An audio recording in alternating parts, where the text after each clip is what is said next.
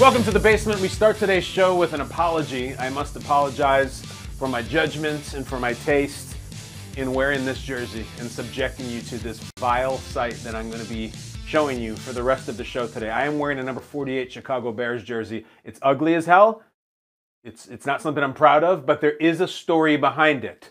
Somebody sent me this jersey, maybe even one of you. I will tell the story shortly, but I apologize right now for how ugly it is. It's the worst number in sports. You know I feel that way. You also know I feel great about the Philadelphia Eagles, who just paid all the money in the world to their quarterback. And there's all kinds of layers to this one, my friends. Imagine you were at a luxury suite in an NBA playoff game. Imagine you're a kid, and imagine Russell Westbrook comes into the suite at halftime and wants to fight your dad. That really happened. That was not a Funny or Die. We have a breakdown of that video, that incident, and including America's Next Greatest Star, who was part of that video. It is definitely not Westbrook. And the story behind the jersey, and Takes on Takes. A newcomer in the Takes on Takes OK Corral showdown. A young lady who has never been in the segment before, but will step in and try to win Takes on Takes. It's what we do. We do what I love, what I hate, and what's hilarious. Let's start the week.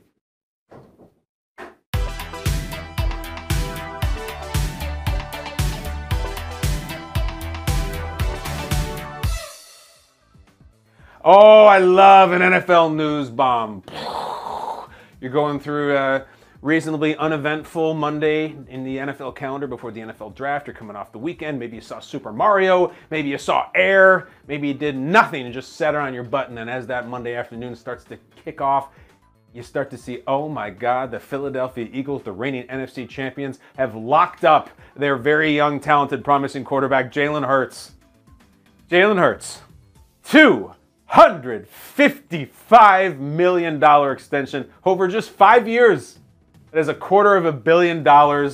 And that is with, oh my God, a sweet $179 million and change guaranteed. He will be paid over $179 million. That's so much. That's so much money. Highest paid player in NFL history over the whole span of the contract, and it's the first ever no trade that the Philadelphia Eagles have ever given out. So they will not be able to trade Jalen Hurts unless he approves it and signs off on it, but hopefully they're never even wanting to entertain the idea. Where do we come out on this? It's good. Listen, Jalen Hurts, the last time we saw him was scoring 4 touchdowns in the Super Bowl, and in my opinion should have been the MVP even in a loss. But there's a million ways to take this. The first one, I always say, is the worst contracts given out, no matter what the position, no matter what the context really, are the ones that are purely rewards for past production. That is not the way to do a contract. The best contracts have some of that, sure. You've really proven yourself and earned it, but they are investments in future production. We are investing in what you will become. What's so exciting, and what's maybe even a little bit scary about this contract for Jalen Hurts, is that he has not reached his prime as a quarterback yet. He is ascending. He is a really young man, only played a few seasons. I don't think NFL quarterbacks get to their prime until about season 6, maybe sometimes season 5. Patrick Mahomes is in his prime, but he's only recently entered it. That's when you really start to master all the nuances of the game. Jalen Hurts has not hit his prime yet, and he's the highest paid player in NFL history. That's profound. Happy for him, happy for Eagles fans. You got a guy who is really cool, really likable, really good teammate. He's great with the media. He's great in the huddle. He does it all athletically. It seems perfect. It's really cool. And the Eagles front office is savvy, brilliant even, and really on top of things. It's funny to look back, is that they gave Carson Wentz a massive contract a few years back. They extended him. Carson Wentz was going to be the guy who was there 15 years. Your kids were going to grow up being aware of him and having Carson Wentz on their fantasy teams. Carson Wentz is currently without a job because the Eagles said, nope, our bad. That was not a good choice, and let's get out of there. We love this Jalen Hurts guy. Let's draft him. And they did, and it took stones to do that. Some of these guys in the NFL are so prideful and so arrogant that they hate to admit when they made a mistake. The Eagles did not. They moved on from it quickly. I think there were issues with Carson Wentz in the locker room. Yesterday's news. Today's news, Jalen Hurts not going anywhere, going to be the face of that team and maybe the face of that division for a really, really long time. We'll see what the Giants and Cowboys and allegedly the Commanders do about it. I'm excited though. I like Jalen Hurts. I like the story out of college. I like that he was completely unafraid this year in the playoffs. I think he took his lumps last year in the playoffs in that first round loss to Tampa and just showed up and was like the coolest guy in the league this year. I think he would have won the MVP if he didn't get hurt at the end of the year. I know it went to Mahomes and he's deserving, but I think he would have been the MVP. Ends up losing to Mahomes, Super Bowl MVP as well, and the big one. But listen, as happy as I am for Jalen Hurts, as impressed as I am by the numbers and all that, it's almost impossible not to think of Lamar, isn't it? I mean, almost impossible. I saw Lamar was tweeting today about some other stuff. He sees this news. He's sitting there with nothing, with no signed contract, with the franchise offer in front of him that he hasn't signed. What are you thinking if you're him? Are you not thinking, I should have that money. I should have $179 million guaranteed. And are you not thinking that maybe you could get that from Baltimore? If Jalen Hurts can get it, Lamar Jackson can't? We're all going on this assumption that has not been denied or debunked that he wanted the Deshaun Watson money. Now, I guess Jalen Hurts could have said, I want the Deshaun Watson money too.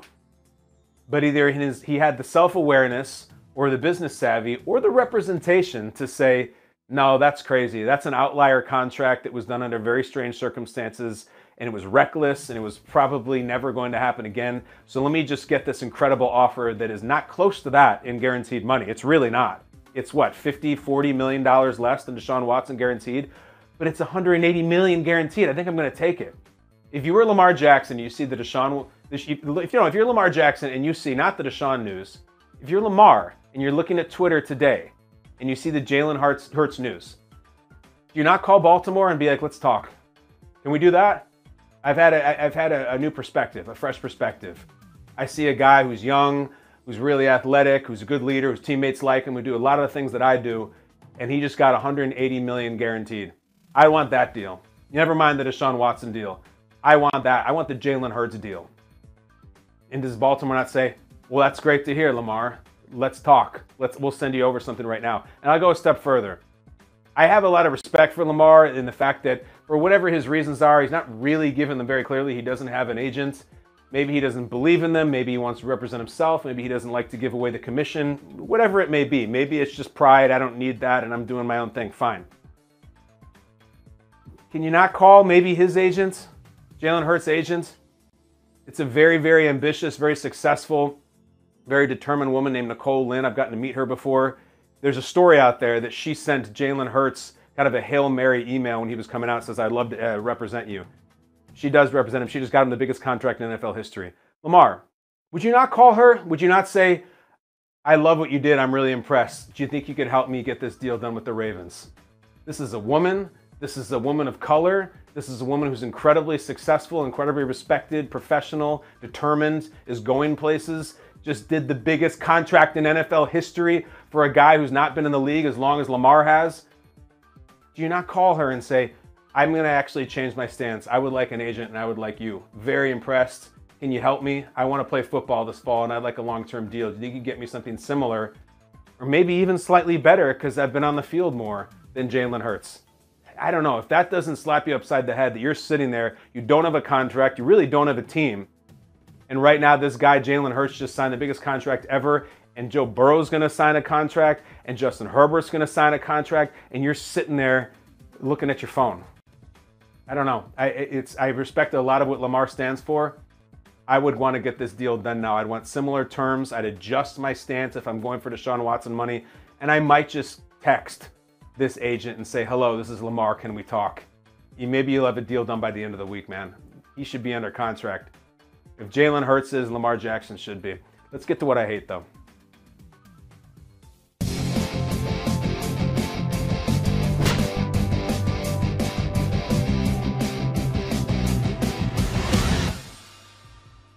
I hate that Russell Westbrook in the middle of an NBA playoff game confronted a fan.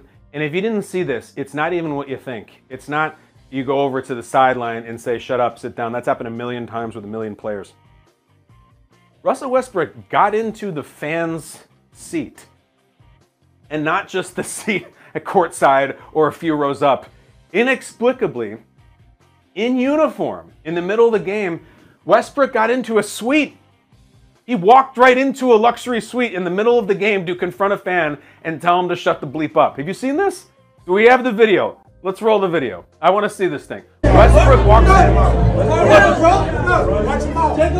This is the guy on the left. Westbrook in uniform, screaming at him to shut his mouth.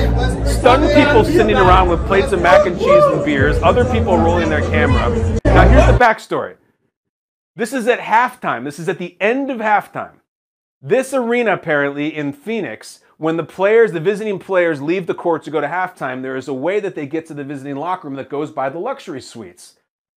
As the story goes, when he was going into halftime, maybe the guy said something, and we'll get to that in a second, and on the way back to continue the second half, Westbrook just ducked into the suite, right next to the chilled waters and the Red Bulls and the monitor, and confronted this guy, apparently in front of family, and told him to shut up and just watch his bleeping mouth. Hearsay has it, or chatter, or rumor, or reports, that the fan had referred to Westbrook as Westbrick, which has been done many times before, which is not creative, not fresh, and also not wrong. Russ, you shot 2 for 9 in the first half. You were Westbrick. You know what he did for the whole game? He was 3 for 19. After this confrontation, he was 1 of 10 shooting. So, guy calls me Westbrook. I go in, tell him to shut his mouth in front of kids, so his bleeping mouth. My jersey inexplicably rolled up, and then I walk out. How did this happen? There's no security to keep Westbrook from going into the suite? You know, there's all this thing about fans don't belong on the court and on the field, and I agree with that. Players don't belong in the suite. Get the hell out of my suite. This is my territory. I or someone I know or work for paid for this. If this was a fan on the court, there'd be all these breathless essays written about fans don't belong on the court. Russ, get the hell out of my suite. This is my area. Leave. I look at this the same way. This is a player running on the court to confront Russ Westbrook. Russ Westbrook going in the suite to confront him is terrible and wrong. You were Westbrook. He should have called you that. Your teammates should have called you that because you bricked the hell out of it. They won in spite of you. You shot terribly. And also, look, if he had called him something terrible, if it went really dark places, who knows? Maybe then you justify the confrontation at least a little bit. Westbrick got you to walk in there past the nacho platter that they brought out. It's ridiculous look. Ridiculous. But in something like this, an unsavory video, another negative story about a pro athlete and a fan confrontation, you look for a hero. You look for a beacon of hope. You look for something positive in an otherwise ugly video, and oh my God, do we have it. We have a new national hero, we have my personal hero, and we have the favorite sports kid of 2023, if not this entire century. I'm talking about the Ham Kid. Can we get a look at this kid going to town on a plate that he has put together? Look at this photograph. By the way, beautiful portrait and a million different emotions. Westbrook, angry fan, security guard, Ham Kid, absolutely housing a slice of ham directly off his plate. Not with his fingers, certainly not with a fork. He is lifting his plate to his mouth so as to eat the ham directly off the plate. And I have been there, I have done it, I am with that kid. Over his shoulder is an NBA superstar. Every person here in this is a mood. This guy's pissed. This guy's terrified, the security guard. This guy says, oh my God, I think I might have to fight Russell Westbrook in this suite. What the hell is he doing in here? This kid's just thinking about that sweet, sweet honey baked and how to get it into his mouth as fast as possible. And I saw someone say, come on, don't you use a fork? He has a fork right here in his hand. Why should he bother using it? That's just getting in the way between him and his ham. I love this kid so much. I love ham so much. It's very salty, it's very hammy, it's very delicious. And I can't explain exactly why him eating it right off a plate like he's drinking soup out of a bowl is hilarious, only because I feel like I've done it. Usually you do it when you get popcorn and a drink at the movie theater and you just take that popcorn directly to your mouth, but he's doing it with the ham. Somebody said this is steak. I know steak when I see it. This is thinner and this is pinker. That is ham. And the kid is completely oblivious to Russell Westbrook, really famous basketball player, because he is just sitting there in Ham City dreaming and dreaming of getting that next plate, which he will get with no fork. There's something about the way that kid's eyes, if you look over your right shoulder, massive NBA celebrity Russell Westbrook, but he's looking over here where I think there's one of those chefs with the giant white cylindrical hat on who's just got one of those giant machete knives and is cutting slices of warm, honey-soaked, salty ham, and he can't wait to get back over there. You figure halftime just ended. Kid probably just loaded up his plate with all the goods. The yellow thing is probably mac and cheese, if I had to guess. Mac and cheese and a slice of ham, you're feeling it. You're in a great place. So this is a really evil image right here. If you just showed this sucks. This looks like we're about to have like a radar test incident, which thank God we didn't.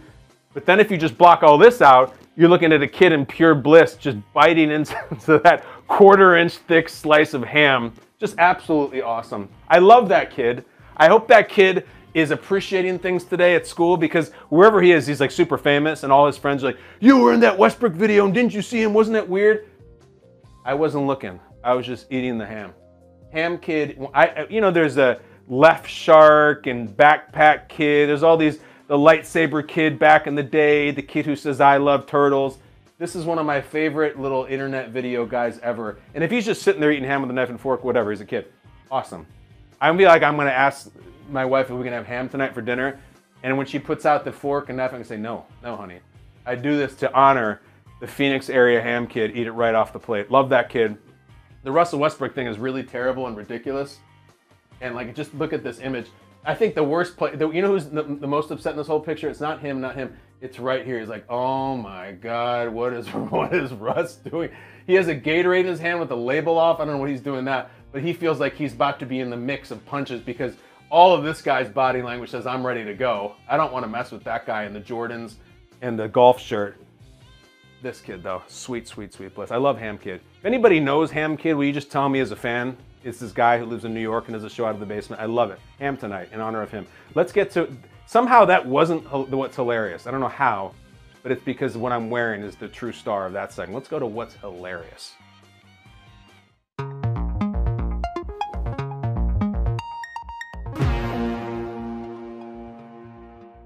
All right, so a ways back, let me explain this heinous looking jersey that I'm wearing. It's not heinous because it's the Bears. Love the Bears. A ways back, maybe a month ago, when the NFL announced that 0 would become an eligible jersey number this year, which it will. You're going to see several players, probably a lot of rookies, wearing 0 as an NFL number, and they've not been able to wear either 0 or 00 for decades, but they now can do it. So we started talking about jersey numbers and the significance and how players feel so strongly about them, and so do fans.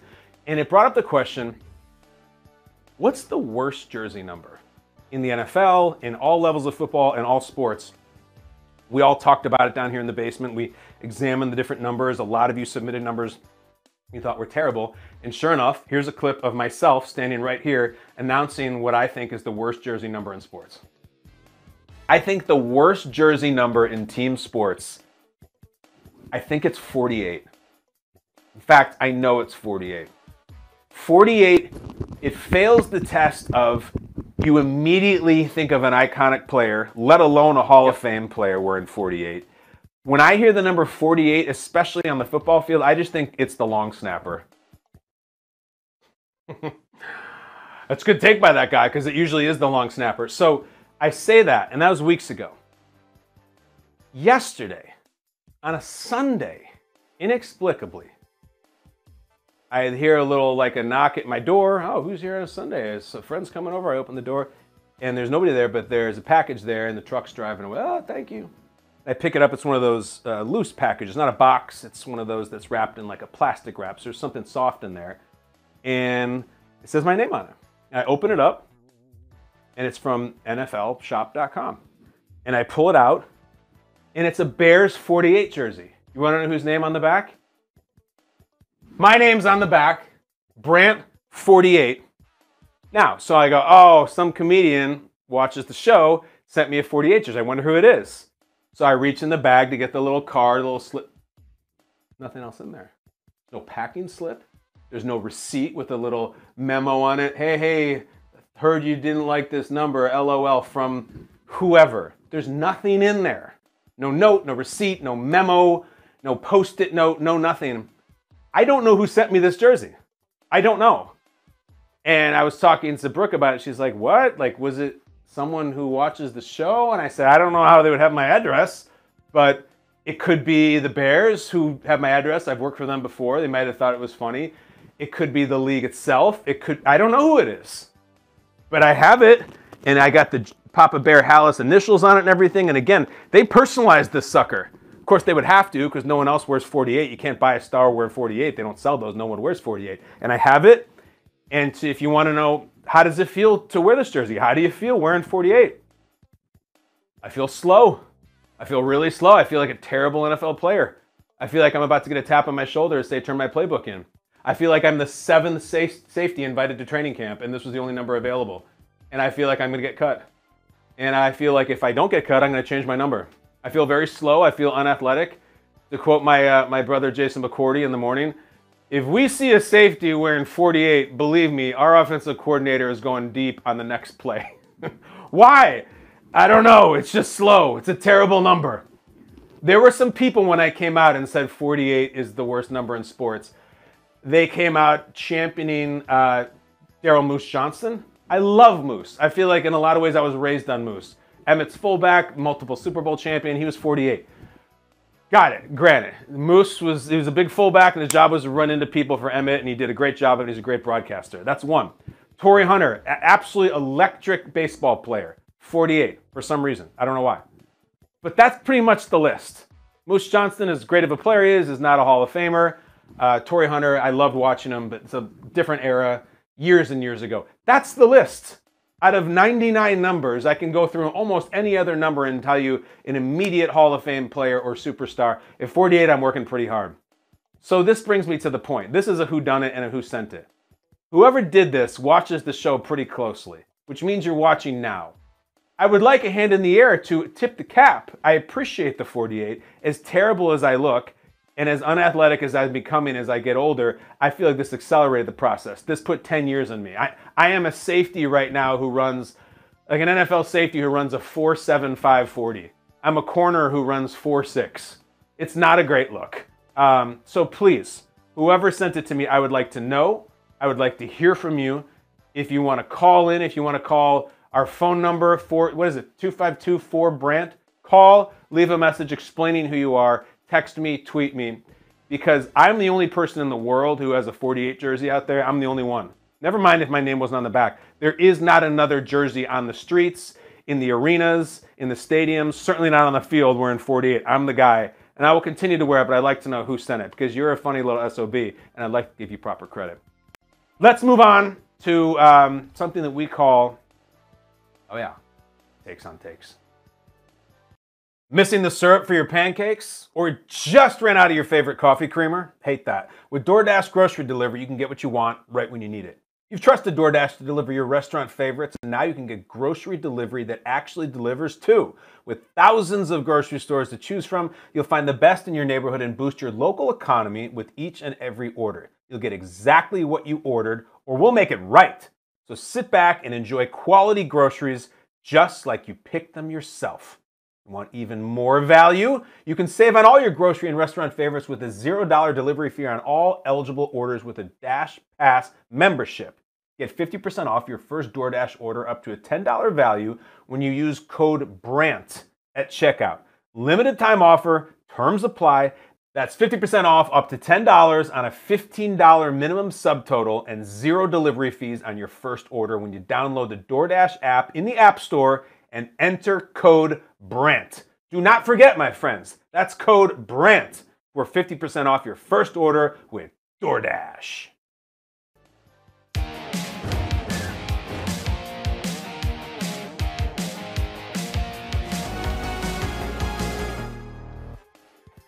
Okay, I'm going to reach around with my 48 jersey here with Brandt on the back and find my numbers. We use these to judge. We find takes on the hot topics. That's what you do these days. And you judge them. Now look at this ugly number right here. And I judge them based on delivery, creativity, and also heat. We have two combatants, each with a take on something that I have not seen, previewed, heard, or anything. And I'll give them each a score from 1 to 10. This is interesting today. There's a little buzz in the Takes on Takes Clubhouse because we have a first-time combatant who's never been in here before. Mina Kimes. Mina Kimes, who also is one of our sisters here on the Omaha Audio Network. She was on ESPN's NFL Live, fantastic show, And Mina, who I know just a little bit, I've run into her here and there, and I was really impressed with her. She goes on talking about Kirk Cousins' future, what the Vikings should do in the draft. Here's Mina Kimes' takes on takes debut. Go ahead, Mina. I suspect they're willing to move on, and that's to me where it gets even more interesting. A lot of people, I've seen a lot of mock drafts that have the Vikings taking Hendon Hooker at pick 23. That seems to be a popular pick for them as the successor to Cousins. My feeling is if you're Minnesota and you're willing to allocate a first-round pick to Hooker, and that means it's over with Cousins because it's a first-round pick, I think if you're willing to do that, you should really consider just trading up for Anthony Richardson. Now, I know it won't be easy. It'll take a lot of draft picks. The Vikings don't have a lot of draft capital. But my feeling, guys, is that taking a quarterback late in the first round is kind of like betting half of your savings on an investment that's not likely to return very much. Yes. Like, you might as well just go all in, right? And yeah, it would be a dramatic reset, and there's obviously a little bit of risk in that, but I personally think Anthony Richardson would be worth that level of risk. All right, welcome, Mina. I like it. Pulling from the headlines, a bold take, a draft take, a quarterback take, that all works. So to recap there, she says, listen, you're moving on from Cousins. Why wait? Move way the hell up to get Anthony Richardson in the top 10, maybe even top 5. Never mind this Hendon Hooker late in the first. Her take is that why make a half measure? Why try to hit a double? No one tries to hit a double. You try to hit a home run and you're satisfied with the double, but you want to hit the home run. This is a good entry for takes on takes because it's very reasoned and it's rationed. Now, the slight problem might be, what if the Vikings don't like Anthony Richardson as a prospect? And many teams will not. And we will find that on DraftNet, I think. What if they genuinely like Hendon Hooker better and can get him for cheaper? So to continue her analogy, there's an investment opportunity that you really like and they are demanding $5.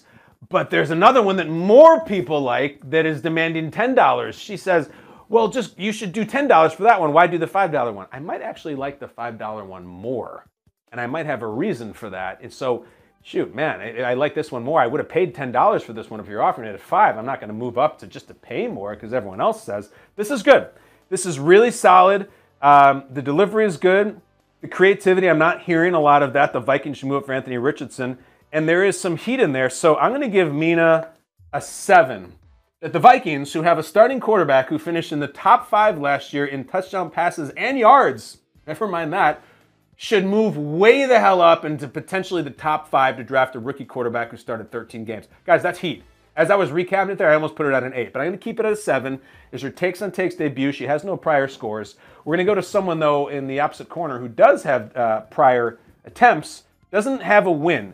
Mr. Tedy Bruschi has been in takes on takes twice. He has an 0-2 record. He averages a 6. So if he gets his average here, he will take another L. Tedy is going to react to a top 5 list of quarterbacks on the hot seat to win a Super Bowl. That's what they came up with over there. Top 5 quarterbacks on the hot seat to win a Super Bowl. And Tedy takes issue with one of the names on the list and then later comes back to the list when discussing a different topic.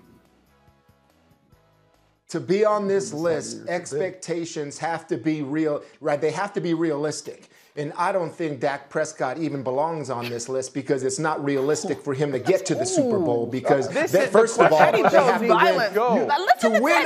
to win a Super Bowl, you have to win more than one playoff game. We're talking 2, 3 in a row, which I don't think that's possible. So I take him off the list. Yeah, and Aaron Rodgers will have pressure to win a Super Bowl. Absolutely. I mean, going to the list though, I'd go with Joe Burrow to put it number 1, and then for reasons that Joe Burrow's been in this league, and then just thinking about a Super Bowl, and to him, it's not cool to get just one.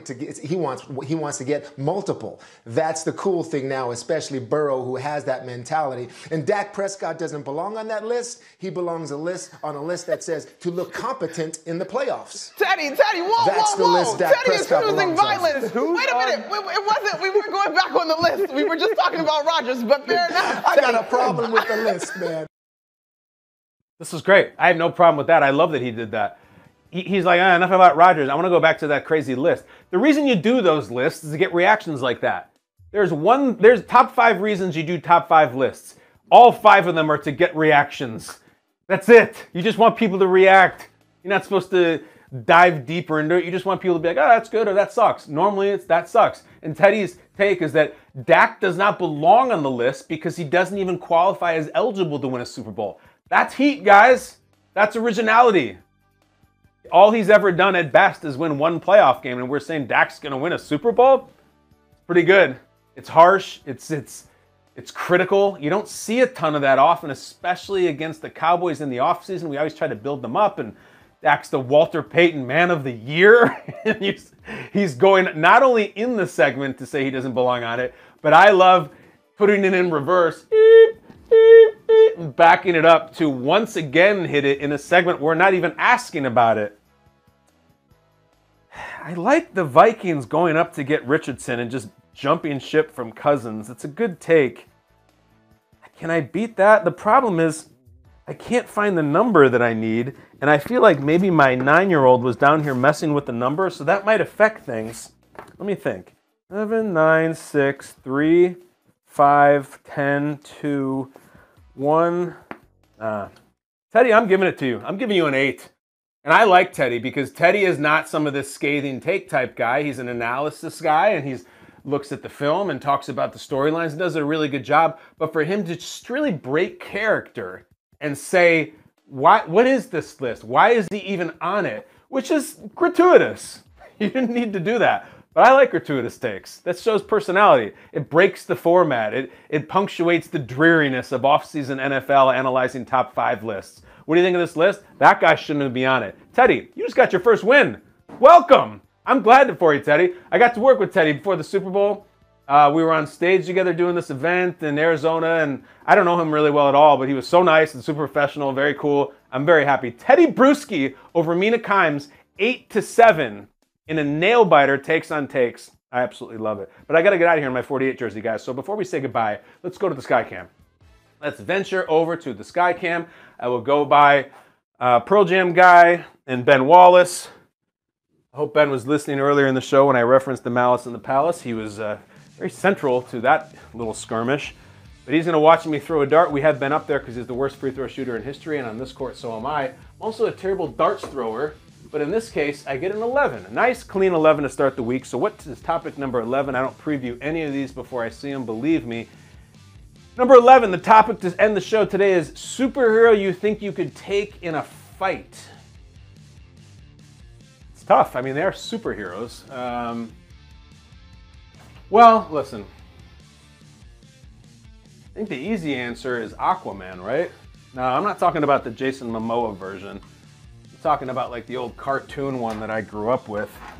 Butt of a lot of jokes in Family Guy and other places.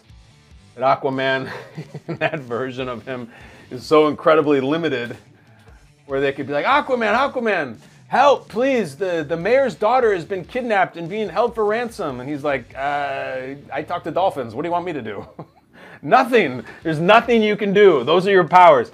So as long as it was a land-based battle, I think I could give Aquaman a run for his money. And then I don't know, Ant-Man, if he's not, unless he's not giant Ant-Man, the guy who was working at an ice cream parlor when the series started. It's Paul Rudd, it's a great guy. I don't know, I could probably last a few rounds with him, but other than that, kind of a difficult question. Which superhero do you can win in a fight? I don't know, what MMA heavyweight do you think I could beat up? Probably none of them. But in the meantime, Aquaman, non-Momoa version, yeah, give it a shot. Thank you for giving us a shot, guys. Share, tweet, like, subscribe, rate, review. Do you still do that stuff? I hope you do with us. We love bringing the Basement Show every single day. Even I'm wearing the disgusting number 48 jersey. Disgusting. I apologize for it. I started the show. I'll end the show the same way. We'll be back tomorrow in Kyle Brandt's basement. You can exit through the garage, close the door on your way out. See you tomorrow.